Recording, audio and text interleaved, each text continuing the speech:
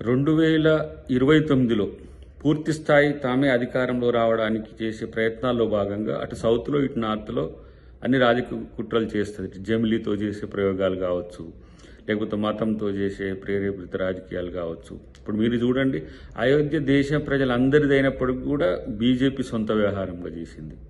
కొన్ని వందల సంవత్సరాల నుంచి మహాకుంభమేళా దేశ ప్రజలు జరుపుకుంటుంటే అది బీజేపీ సొంత కార్యక్రమంగా చేసుకున్నది. తర్వాత ఈ దేశంలో ఉండే రాజకీయ ప్రత్యర్థుల మీద శత్రుత్వాన్ని మించి కసిని పెంచుకోవడం దానికి ఆనవాయితీగా మారింది.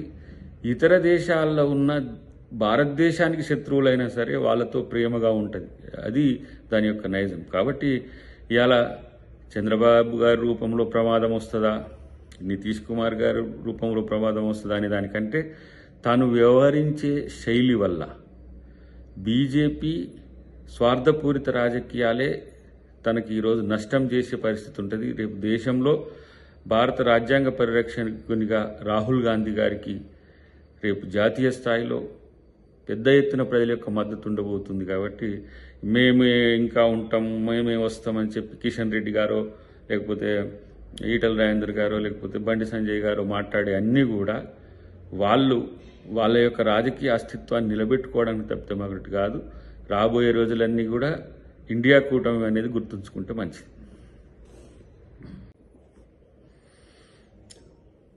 భారతదేశ రాజ్యాంగ పరిరక్షణ కాంగ్రెస్ పార్టీ ప్రాథమిక బాధ్యతగా ఈ రోజుల్లో ఉంది.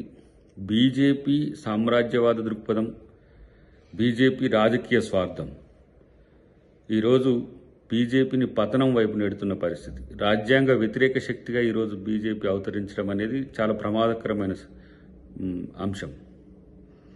ఇప్పుడు రీసెంట్గా మనం ఆంధ్రప్రదేశ్లో చూస్తున్నాం కదా, చంద్రబాబు గారితో కలిసి అధికారంలోకి వచ్చిన తర్వాత కూటమిలో లుకలుకలు, అటు పవన్ కళ్యాణ్ సీఎం కావాలని, ఇటువైపు లోకేష్ డిప్యూటీ సీఎం కావాలని చెప్పి ఎలాంటి గిల్లి గజ్జాలకు వస్తున్నారో చూస్తున్నారు. ఇది కూటమిలో లుకలుకలకు ఒక ఉదాహరణ. సో చంద్రబాబుతో కయ్యం అనేది టోటల్గా బీజేపీ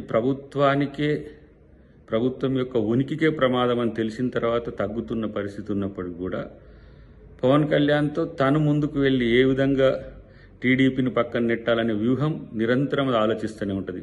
పంజాబ్లో అకాలీలతో ఆలోచించిన, మహారాష్ట్రలో షిండేతో ఆలోచించిన, ఇంకో రాష్ట్రంలో ఇంకొకరితో ఆలోచించిన, తన రాజకీయ మిత్రునితో కలిసి రాజకీయ లబ్ధి పొంది ఏ విధంగా అదే రాజకీయ పార్టీని అంతం చేయాలనేదే బీజేపీ ఎత్తుగడ ఉంటుంది ఎప్పుడు కూడా.